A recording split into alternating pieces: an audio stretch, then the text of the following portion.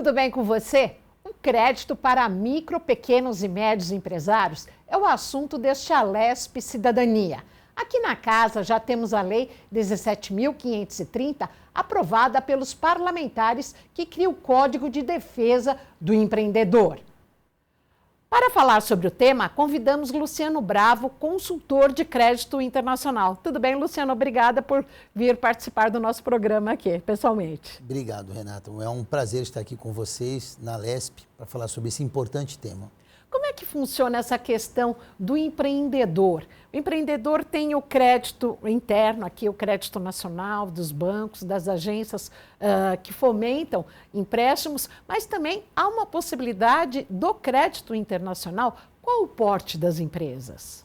Sim, na verdade, o empreendedor ele pode contar com isso também, até porque existe uma lei federal, que ela ampara a captação internacional, então isso se torna uma coisa totalmente legal.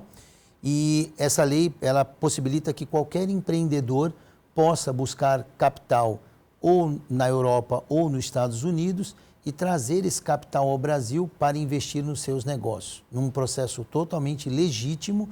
E o tamanho recomendado de empresas que procurem esse caminho são empresas que faturem a partir de 24 milhões de reais por ano.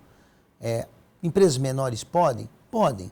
Empresas de 12 milhões de faturamento anual ou até 10 milhões de reais de faturamento anual podem buscar o crédito internacional, sim, e ter mais uma opção de investimento nos seus negócios. E a dificuldade é tão grande como aqui no mercado interno para se obter um empréstimo? Eu costumo dizer que a dificuldade ela não é grande, é um novo mundo. É um mundo que o empresário terá que entrar, entender e se desenvolver. Eu acredito que o empresário brasileiro ele já tem no seu DNA um espírito de luta muito forte. O mercado de crédito internacional ele é muito regrado, tem as regras claras. E na primeira operação de crédito, que, por exemplo, você pode usar uma operação com ativo imobiliário, por exemplo. É uma primeira operação que o empresário pode fazer. Essa operação chama-se hard lending, que é uma operação que utiliza imóveis para se obter o primeiro crédito. Ele vai ter um trabalho de entender o processo de se estabelecer no exterior, ou, por exemplo, Portugal, Estados Unidos, criar números fiscais locais e conta bancária e, através dessa estrutura, captar o primeiro dinheiro. Então ele precisa estar fisicamente nesses locais, nesses países? Fisicamente não, ele precisa estar juridicamente. Ele pode fazer tudo do Brasil. A operação, Renata, ela é uma operação que nós chamamos de fronteira. Então você pode estar no Brasil, pode usar uma consultoria especializada para criar uma estrutura fiscal, financeira e tributária. Essa estrutura obtém crédito no mercado internacional e remete de estrutura para estrutura, da sua internacional para a sua no Brasil. Então você não precisa morar lá fora, você apenas tem que ter uma estrutura jurídica lá fora para obter o crédito. E respondendo sobre a dificuldade, a primeira operação é a mais difícil. Como tudo, né? O primeiro emprego, o primeiro empreendimento, a primeira é mais difícil para o empresário porque ele vai estar conhecendo um mundo novo. Mas a vantagem, existem milhares de financiadores lá fora. E aí ele amplifica a capacidade dele de ter novos créditos. Qual o nível de exigência para se conseguir o primeiro empréstimo? Nível de exigência, geralmente a primeira linha de crédito ela é uma linha que se situa entre 3 milhões de dólares a 5 milhões de dólares. Então você tem que ter um negócio, né, um projeto, uma empresa que demande esse capital. A exigência exige 99,9% que a empresa tenha um imóvel, ou seja, ela precisa ter um imóvel para fazer a primeira operação de crédito. Ah, Luciano, não tenho esse imóvel. Você pode usar imóveis de terceiro, porque lá fora você pode usar um processo que nós chamamos de interveniente anuente fiduciário. O crédito é para mim, mas eu posso usar o seu imóvel. Então, imóvel tem muito no Brasil disponível e empresários têm esses imóveis, mesmo que sejam de terceiro. Então, ele usa esse imóvel para uma primeira captação. Como seria uma hipoteca? Hipoteca não, eles usam alienação fiduciária. O normal dessas empresas que operam como fundos e bancos, eles utilizam alienação fiduciária através de um CNPJ jurídico no Brasil. Então, o fundo não está aqui, mas ele tem um escritório jurídico que o representa e faz alienação no Brasil.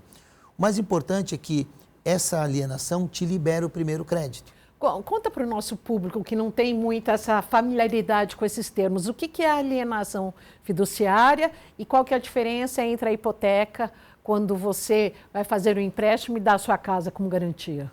A diferença básica é que a hipoteca, o imóvel continua... E por favor, me corrija se eu estiver errado. Não, você está corretíssima. Quando você vai fazer uma operação de financiamento e utiliza o imóvel como garantia, uma fazenda ou uma casa, a hipoteca é o modelo ao qual o imóvel continua no dono e ele faz uma espécie de inscrição da dívida na matrícula. Então, se ele ficar inadimplente, o agente financeiro, o credor, precisa entrar com um processo judicial para obter esse imóvel, caso ele não pague a dívida. Uma alienação fiduciária, isso inverte. O imóvel fica gravado em nome do credor e o dono do imóvel vira um fiel depositário.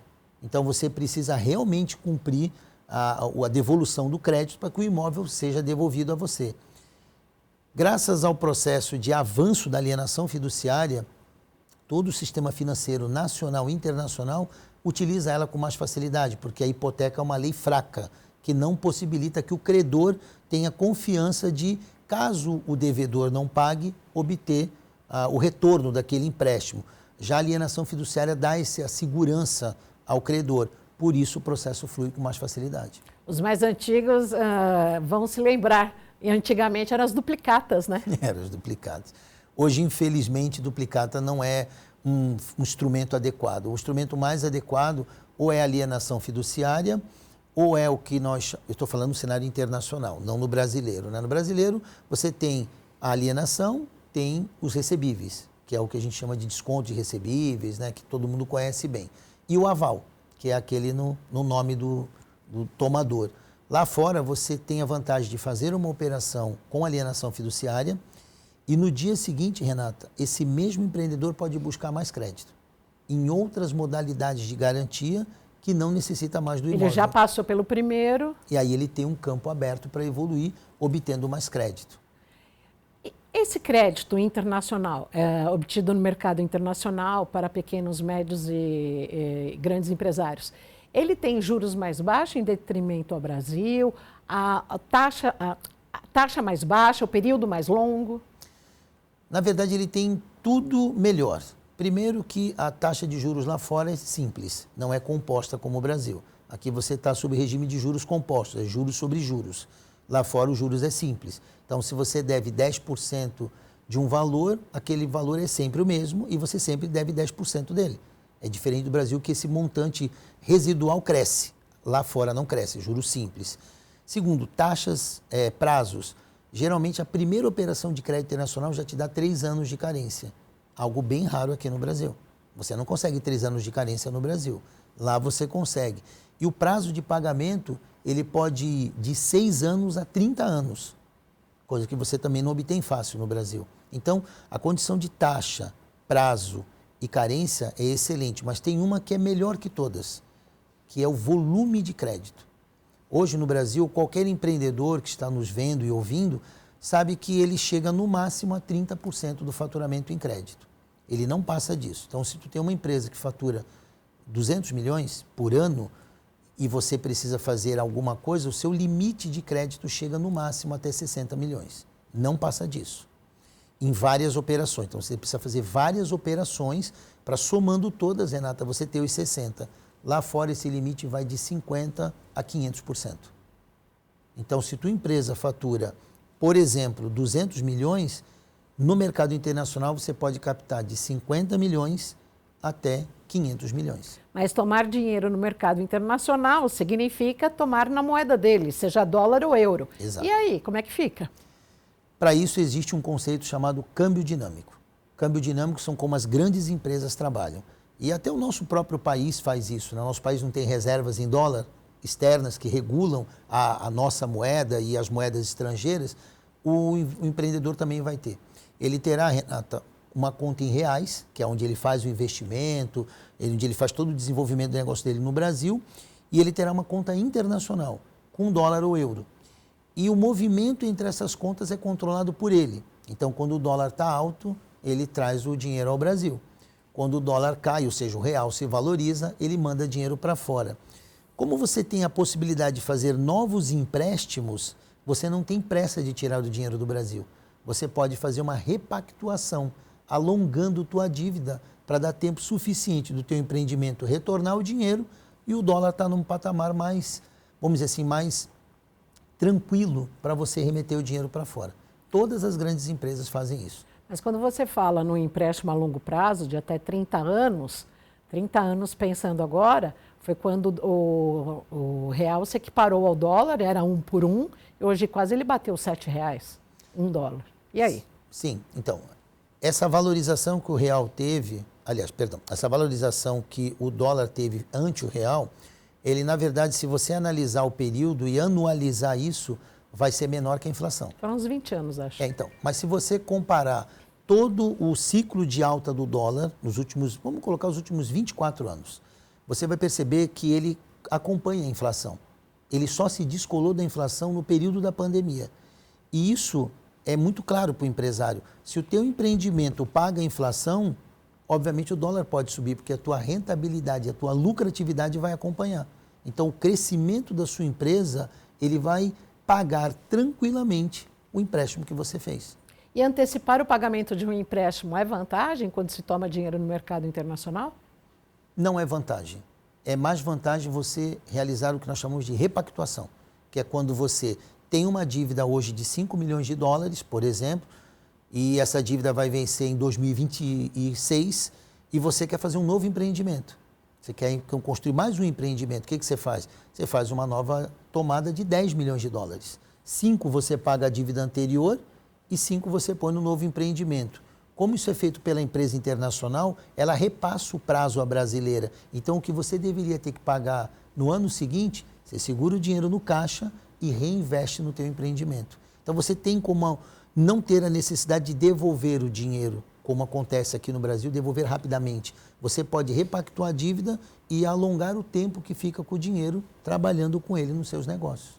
Aqui no Brasil, micro, pequenas e médias empresas, quando estão devendo ou quando estão inadimplentes, estão com o nome sujo na praça, não tem crédito disponível.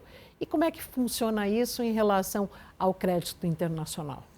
É uma grande vantagem, isso foi uma ótima pergunta sua. Hoje o Brasil soma mais de 7 milhões de empresas negativadas e 70 milhões de pessoas negativadas. Para essas pessoas, caminho de crédito no Brasil, tecnicamente, não existe. Só que no crédito internacional você tem uma nova chance. Quando você cria uma estrutura internacional, mesmo estando com restrição no Brasil, Renata, e você faz um crédito, por exemplo, como a Hard Lender, você recebe um dinheiro novo e paga as dívidas aqui. Então você acaba saindo do seu problema de inadimplência graças a uma operação internacional, porque lá fora, como você faz isso via uma nova estrutura, você lá fora é limpa, não deve nada. Toda a estrutura criada lá fora é em cima do seu passaporte. Então, automaticamente, no exterior, a sua dívida não existe. Então, você pode tomar um novo crédito e trazer ao Brasil pagando a sua atual situação. Inclusive, eu tenho casos de clientes que fizeram isso, que deviam aqui dentro, fizeram o crédito lá fora e com o crédito de fora pagaram as dívidas aqui. Todos ganharam. O cliente, o credor atual e os bancos que tiveram sua dívida sanada. Pequenos empreendedores têm acesso a crédito internacional? Esse movimento do crédito internacional ele se tornou cada vez mais latente de 2020 para cá. Né? Nós, empresários, eu sou empresário há 30 anos, além de ser consultor, eu senti essa dificuldade e não existia informação. E sem informação nada se faz. Hoje já existe informação. O empresário que for lá pesquisar no Google ou no chat GPT, ele vai encontrar informação sobre crédito internacional. E a verdade é que o acesso ao crédito internacional não está muito ligado ao que você fatura. Está muito ligado ao que você quer. Então, o empresário que hoje é um micro e pequeno, mas ele tendo um projeto de crescimento audacioso, sim, ele deve procurar o crédito internacional e estudar. Porque há linhas, Renata, que começam com $1 milhão. Então, $1 milhão, se você olha o seu projeto e ele tem como prosperar e crescer de 1 para 5, 5 para 10, você é um candidato promissor ao crédito internacional. Eu acho que o mais importante é conhecer o mecanismo. Luciano, você que tem uma expertise nessa área de crédito, de financiamento, vamos trazer isso para o nosso público aqui para a Alesp, para os 645 municípios. O Brasil é um dos países com maior número de empreendedores. O próprio governo do estado de São Paulo favorece muito isso através das várias agências, Desenvolve São Paulo, entre outras. Qual a orientação que você dá para o pequeno que quer empreender, que quer entrar, que quer tomar um empréstimo? Conta para a gente, por favor. Aqui Vamos no prestar Brasil, serviço aqui no Brasil. Eu acredito que o primeiro passo, e é muito importante, Renata, ele precisa fazer um planejamento estratégico.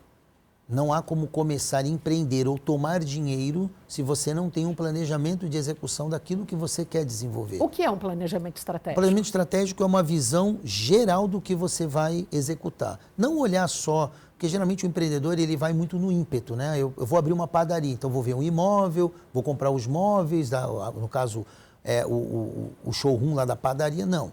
Maquinários. Maquinários, contratar gente. O empreendedor ele precisa primeiro fazer esse planejamento.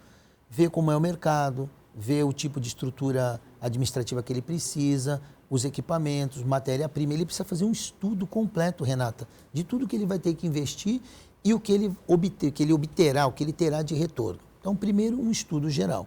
Aliás, é como ter um filho, né? Antigamente as pessoas tinham um filho e ele se desenvolvia. Hoje, um pai e uma mãe modernos, o que ele faz? Ele planeja esse filho. Ele vê a melhor hora de ter. A mesma coisa o empreendedor. A empresa é um filho do empresário. É um filho dele, que ele criou para a vida toda. Para a vida toda. É uma nova família, né? É uma família que ajuda a outra. Então, o que ele faz? Ele planeja como esse empreendimento será construído, seja o que for, de um salão de beleza a uma fábrica. Ele faz um estudo, ou através de órgãos competentes, como o Sebrae ou outro, né? Ou através de uma consultoria, então ele faz um estudo mercadológico e a partir daí ele checa a condição financeira dele e busca o crédito. Então, para ele tomar o crédito de maneira adequada, ele tem que ter um estudo de planejamento, um estudo de mercado e aí ele pode pôr o dinheiro para trabalhar. Nem que seja no Banco do Povo, que eles acho que emprestam até 40 mil reais. Alguma coisa assim, 40 mil reais você forma negócios muito promissores. Você pode abrir, por exemplo, um negócio de comida, você pode abrir um salão de beleza, você pode fazer muita coisa com 40 mil reais. Agora, aonde que o empreendedor brasileiro realmente precisa pegar firme? Planejar e fazer um projeto, antes de pôr a mão na massa. Isso te ajuda a não errar. Independente do porte. Independente. Sinceramente, eu faço muito brainstorm. Brainstorm é aquele trabalho que você estuda todas as ideias juntos. Eu faço isso para muito empresário. Fiz recentemente para um amigo meu que quer abrir uma clínica de fisioterapia, né? Ele tinha um dinheiro para investir e falou, senhor, eu vou alugar e tudo. Eu falei, não. Primeiro vamos estudar isso, não vamos gastar dinheiro. Primeiro você procura alguém, no caso ele tinha... Ele é da área? Ele é um fisioterapeuta e quer abrir uma clínica de fisioterapia. É um negócio que o Banco do Povo ou outros órgãos ajudam financeiramente, porque é uma coisa que traz retorno direto à sociedade, uma parte médica. Então, o que eu fiz? Ele fez todo um detalhamento do que ele quer fazer, nós criamos um detalhamento técnico de tudo que ele vai investir, comprar, alugar, e aí formatamos o plano de negócio dele. Com o plano de negócio na mão, Renata, ele vai começar seu trabalho lá com o seu estúdio, com a sua clínica de fisioterapia. Qual é a chance de dar errado? Mínima. E com esse plano de negócios, ele consegue saber qual será o público-alvo dele, em quanto tempo vai se pagar o negócio, né? Exato. Ele vai saber o custo que ele terá para implantar, público-alvo, ou seja, os clientes dele, a equipe que ele precisa, serviços necessários e quanto ele vai ganhar. Seria a falta do planejamento estratégico a responsável pelo fechamento de tantas empresas, segundo o Sebrae, porque abrem-se microempresas, de cada 100 que abre, 50 fecham por ano, mais ou menos um percentual nesse sentido? Você tem plena razão. A falta do planejamento estratégico e a falta de um projeto de negócio, a gente chama de business plan, né? Como se fosse um plano de negócios. Mas assim, a falta do planejamento estratégico, do plano de negócio, eu lhe garanto que hoje é a responsável pela morte de 90% dos negócios. Um estudo feito pelo Instituto Falcone detectou que somente 10% das empresas médias têm planejamento estratégico. E sem planejamento, uma empresa não consegue olhar o futuro. E aí toma decisões imediatas e erradas. que levam ao fechamento do negócio. Porque aí pensando no mercado interno, quando um empreendedor toma empréstimo que não sejam esses subsidiados pelo governo, ele toma um empréstimo com juros altíssimos e ao menor passo mal dado, aí ele acaba comprometendo todo o negócio. Exatamente. Inclusive, Renata, a falta de planejamento estratégico não deixa ele ver o crédito internacional. Se ele tivesse um planejamento estratégico de médio e longo prazo, médio a gente fala de 2 a 3 anos, longo de 5 a 10. Mas vamos fazer uma coisa bem tranquila, de 5 anos, que todo mundo consegue fazer. Se ele tivesse um planejamento estratégico, ele iria ver que aquelas taxas que ele está pegando vão corroer o lucro líquido dele. E ele não terá caixa para tocar o negócio. Então ele viverá endividado. E aí, como você falou, um errinho em quem está endividado, quebra. Agora, Luciano, trazendo aqui para o nosso meio aqui, dá para fazer planejamento estratégico na família ou pessoas que moram sozinhas? Que é aquela história do planejamento financeiro, né? Sim. Que é o orçamento mensal. O que você pode orientar? Queremos aqui todas as suas dicas. Todas as saídas. Você que é um expert nessa área. Você falou algo que é importante. Eu nasci em 71. Né?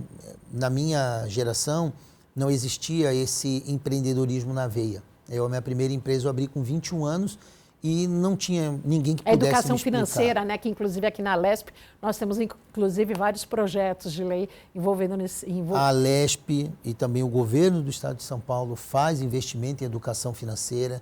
Isso é uma bandeira muito importante para o Brasil todo.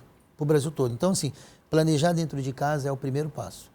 Planejar onde você vai morar, que tipo de carro você vai ter, quando comprar esse carro, quando fazer uma reforma, tudo isso tem que estar concatenado ao que você ganha, ao seu caixa. O streaming, se pode ter 5 ou 4 ou 3 ou apenas um? Isso. Esse equilíbrio, esse endividamento das famílias, Renata, que hoje já chegamos a 70 milhões de pessoas negativadas, isso daí é reflexo da falta também de planejamento familiar. Então, o que eu recomendo que todo pai e mãe de família faça? Se planeje em relação a tudo que você vai fazer, desde onde vai morar, que carro vai comprar, que tipo de conforto terá dentro de casa, que muitas vezes você tem 5 streamings e só vê 2, né? Aonde seus filhos vão estudar, ou seja, que tipo de investimento você vai fazer para criar novos cidadãos com conhecimento de negócios. Então, o planejamento familiar ele é muito importante porque toda família, assim como uma empresa, ela vive do que resta. Então, um empresário, o que ele faz? O lucro líquido. E uma família, o que sobra de todas as obrigações pessoais e de sobrevivência. Ou seja, desde a parte de viver bem, se vestir bem, passear bem, até a parte de alimento, saúde, né, manutenção da casa. Tirando o teu custo ali, tem que te sobrar 1/3, que é uma lei muito bonita. 1/3 você investe, 1/3 você gasta e 1/3 você guarda. Seria muito bom se fosse verdade, né? Mas é o que temos que trabalhar. 1/3 você tem que investir numa faculdade, investir num carro melhor, investir. 1/3 você gasta, ou seja, você usa para se manter, consome, e 1/3 você guarda. Essa é a fórmula de sucesso, é o que nós temos que conseguir. As gerações mais novas, passados os milênios, tudo, X, Y, Z, agora já tem alfa, partem do princípio de que não vale a pena investir em um imóvel, na casa própria, e sim pagar o aluguel. Qual a sua opinião? Eu sou de acordo, porque eu moro de aluguel. Eu prefiro ter o dinheiro líquido na conta do que ter um imóvel. Infelizmente, o imóvel hoje ele é algo que ele só faz sentido se você tiver uma vida muito cercada naquele lugar que você não vai sair. Mas, por exemplo, se você é um empreendedor, você pode estar morando hoje aqui, em São Paulo, na capital, você pode mudar para o litoral, depois você pode ir para o interior. Imagina você ter que ficar vendendo e comprando casas, fazendo esse troca. Você vai perder muito dinheiro, é igual quem troca de carro toda hora, perde muito dinheiro.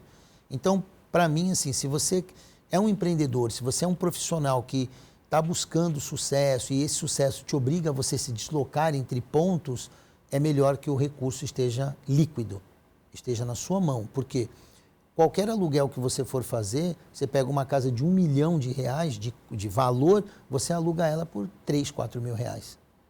Mas a casa própria, a chave na mão, é uma segurança, né? é importante que em algum momento você transforme essa liquidez numa casa própria. Isso é irrefutável. Você, em um determinado momento, quando sua liquidez bancária estiver numa condição tranquila, é hora de você transformar numa casa própria. Então, isso depende muito de pessoa a pessoa. Há pessoas que têm uma origem, como eu lhe falei, que elas vão ficar sempre no mesmo lugar, nunca vão se mudar, vão desenvolver toda a sua vida naquela região. Casa própria é uma necessidade primária. Determinados tipos de profissionais vão desenvolver em outros lugares. Então, eles podem adiar a compra da casa. E esse adiamento, o que ele faz? Ele faz a poupança. Ele guarda esse dinheiro para que quando ele for adquirir, ele faça isso até em melhores condições. Mas, independente se você vai comprar hoje ou daqui a 10 anos, você vai ter que comprar. Eu falei que eu moro de aluguel, mas o meu projeto esse ano é comprar uma casa própria. Porque eu fui juntando dinheiro para ir lá e comprar a casa numa condição melhor. A casa própria é uma necessidade de todos nós. O Brasil está mais longevo, a população envelhecendo, nós temos 50 milhões de pessoas com planos de saúde privada, da medicina privada. E em relação à questão dessa área, quando a gente fala da saúde, o que você tem a dizer e qual que é a recomendação quando a gente fala de planejamento financeiro? Eu acredito que hoje uma pessoa ela tem que se proteger com isso. Né? Todos nós temos, não, desculpa, eu falei o termo errado, mas a maioria das pessoas que tem condição financeira tem plano de saúde. Justamente isso até ajuda... Nós temos programas maravilhosos do Estado, mas sabemos que o SUS não consegue dar conta da demanda. E a verdade é que quem pode pagar tem que pagar, para realmente tirar esse peso de cima do Estado. Por exemplo, minha família tem plano privado, porque eu posso pagar. Isso ajuda quem? Ajuda a atender melhor as pessoas. Mas só que na última década, esse pagamento subiu demais e a qualidade, em contrapartida, caiu muito até em função da concentração dos grupos. E aí é que vem a lei do consumidor. Quando você tem um plano que é caro e não te atende bem, você migra para outro plano. E graças a Deus existem várias opções, inclusive de hospitais, que você pode trocar o seu plano. Eu mesmo já troquei 2 vezes de plano, fazendo portabilidade. Então, assim, o que eu vejo do plano de saúde? É necessário. E é necessário um plano para quem pode pagar, pagar. E isso ajuda a todos, porque o governo ele tem que manter uma ajuda a toda a população, mas quem pode pagar já tem que procurar o privado, que é o normal. Esse que procura o privado, ele vai fazer o quê? Ele vai pesquisar permanentemente. Então, você fica 12 meses e avalia. Se o plano subiu demais, não está te atendendo bem, não tem os recursos que você precisa, você pesquisa. Só que também hoje a oferta é mínima para planos individuais, apenas planos empresariais, onde o governo não controla os aumentos, é que há um excesso de oferta. Tem esse outro problema também, né? Tem, então, mas também existem mecanismos para isso. Hoje, muita gente pode... Então, dá a dica. Então, a dica é, assim, muita gente já pega o seu negócio. Nós estamos falando de empreender, né, de empreendedor. Todo empreendedor, que é um MEI ou que é um CNPJ, ele já tem acesso a esse mundo que você falou, de multiplicidade. O que precisa ser feito? Sua empresa é que vai fazer o plano de saúde da sua família. Então, muita gente acaba tendo 2 planos, um na empresa e um na família. Eu não uso essa prática, é um plano só. E eu ponho toda a família ali.